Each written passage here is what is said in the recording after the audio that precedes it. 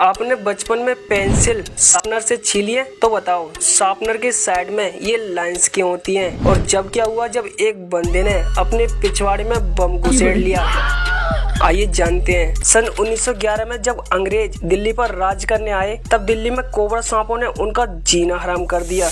अंग्रेजों ने कोबराओं से परेशान होकर इंडियन लोगों को आदेश दिया कि हाँ भाई, जो बंदा जितने कोबरा सांपों को मारकर लाएगा उसे उतना ही ज्यादा और तगड़ा वाला इनाम मिलेगा। फिर हमारे हिंदुस्तानियों ने लालच के चलते ढूंढ ढूंढ कर सांपों को मारना स्टार्ट कर दिया। और जैसे ही अंग्रेजों को लगा कि भाई अब सांपों की संख्या अब कंट्रोल हो गई है, वैसे ही उन्होंने सांपों को मारने पर रोक लगा दिया। लेकिन फिर अचानक कोबराओं की संख्या हद से ज्यादा बढ़ने लगी। बताओ कैसे? इसके पीछे जब ऑफिसरों ने जांच पड़ताल कराई तब पता चला कि जब ये अंग्रेजों लोगों ने सांपों को ढूंढ ढूंढ कर मारने का आदेश दिया था, तभी से कुछ हिंदुस्तानियों ने सांपों को पालना स्टार्ट कर दिया था ताकि उन्हें जल्दी जल्दी पाल पोस कर ब्रिटिश लोगों से इनाम ले सकें। और जब ये सांपों को मारने वाली स्कीम अंग्रेजों ने बंद कर दी तब इंडियंस ने सोचा कि भाई अब इन सांपों को पाल कर क्या होगा। और इन्होंने अब तक जितने सांपों को पाल रखा था उन्होंने एक साथ सभी सांपों को रिलीज कर दिया, जिससे दिल्ली में एक साथ इतने सांपों की आबादी बढ़ गई।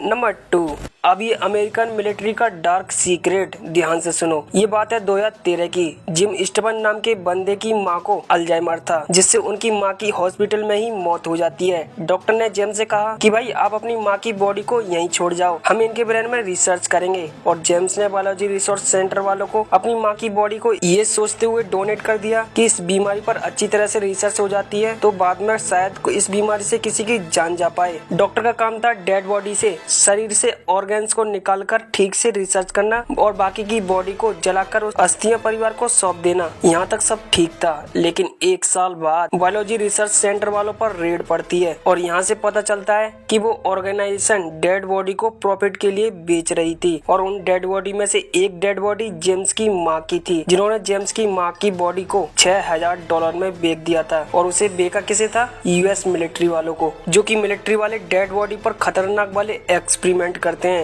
पता चला कि जेम्स की माँ की बॉडी के साथ कुर्सी पर बैठाकर बम से उड़ा दिया गया था, ये टेस्ट करने के लिए कि जब दुश्मन किसी इंसान पर बम से अटैक करता है तब इंसान का क्या हाल होता है। जब ये बात जेम्स और बाकी लोगों को पता चली तब उन्होंने बायोलॉजी रिसर्च सेंटर वालों पर केस ठोक दिया और बाद में बायोलॉजी रिसर्च सेंटर वालों ने $58 मिलियन का मुआवजा सभी को दिया और सेंटर पर ताला पड़ा वो अलग। देख रहे हो, फ्रॉडगिरी सिर्फ अपनी कंट्री में नहीं बल्कि थोड़ी थोड़ी अमेरिका इन देशों में भी चल रही है। नंबर 3, फ्रांस में रहने वाले 88 साल के चाचा ने वर्ल्ड वॉर में मिले 8 इंच लंबे और 2 इंच चौड़े एक बॉम्ब को अपने छोटे से पिछवाड़े में इतनी बड़ी चीज डाल दी। और जब पता चला कि वो खेल खेल में बॉम्ब ज्यादा अंदर घुस चुका है तब चाचा भागे भागे हॉस्पिटल गए और डॉक्टर ने बड़ी मुश्किल से उस बॉम्ब को बड़ी मुश्किल से चाचा के एनस से निकाल दिया। वो तो अच्छा हुआ कि चाचा के पिछवाड़े में ये बॉम्ब नहीं फटा, नहीं तो चाचा का क्या क्या फटकर हाथ में आ जाता।